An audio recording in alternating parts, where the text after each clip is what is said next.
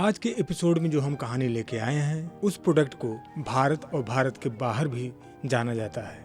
मेरा मोटो उस प्रोडक्ट को बताना नहीं, बल्कि गांव की महिलाएं जो खाली बैठी हैं, चाहे तो इस सच्ची घटना को देख के वो भी कुछ कर सकती हैं। मेरी कहानी का उद्देश्य सिर्फ महिलाओं को एकजुट होकर उन्हें छोटे से शुरुआत कर बड़ी संस्थाओं में तब्दील करना है। चलिए शुरू करते हैं आज की कहानी। आप अपने खाली समय का उपयोग कुछ अच्छा करके दिखाएं, इस चैनल को सब्सक्राइब करें और नई नई स्टोरियां रोज देखें। आज हम जो कहानी लेकर आपके पास आए हैं वह लगभग एक परी कथा की तरह है। कुछ महिलाएं 80 रुपए उधार लेकर एक नई शुरुआत करती हैं। तब उन्हें खुद पता नहीं था कि वह अपने जीवन काल में 500 करोड़ का सालाना कारोबार का एक विशाल साम्राज्य खड़ा कर पाएंगी। ये सारी महिलाएं मुंबई की गिरगाम में एक साथ रहती थीं और पति और बच्चे के चले जाने के बाद इनके पास बहुत सारा खाली वक्त बचा रहता था।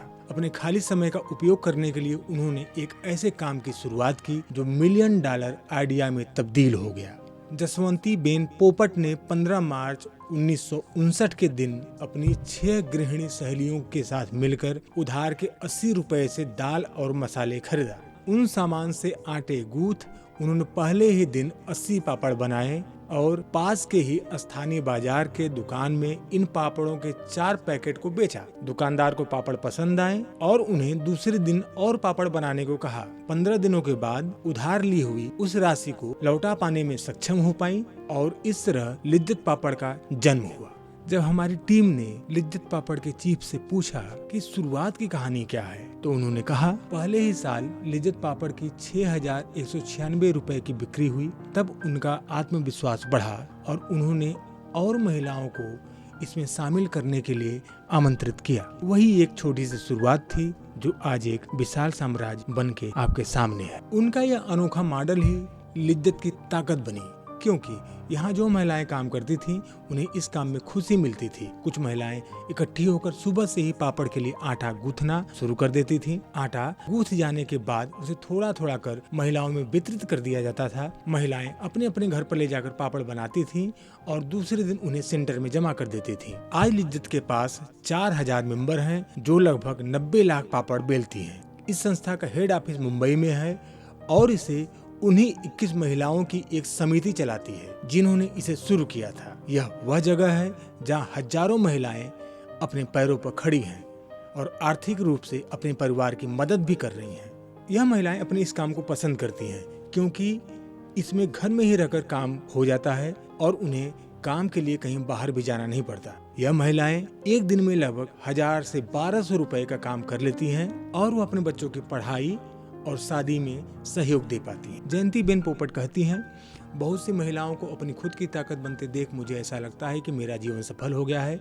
मैं यह महसूस करती हूँ कि मेरी कोशिशों का प्रतिफल मुझे मिल गया है। लिज्जत के 63 सेंटर्स और 40 डिवीजन है और लिज्जत अब घर घर की पहचान बन चुका है।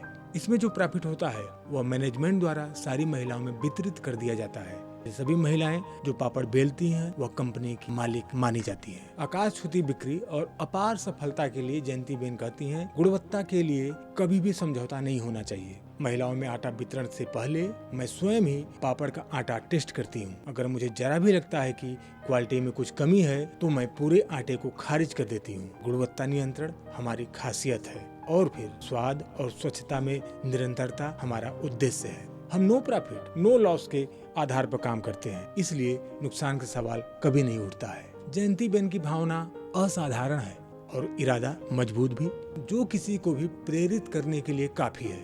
वह रोज सुबह 4:30 बजे उठ जाती हैं और अपना काम 5:30 बजे से शुरू कर देती हैं। उनका उद्देश्य स्पष्ट है और बुलंद है कि अपनी मेहनत की करें और ईमानदार मेहनत में कोई कसर न छोड़ें। सहकारिता इतिहास के आकाश में लिज्जत की गाथा किसी ध्रुव तारे से कम नहीं है।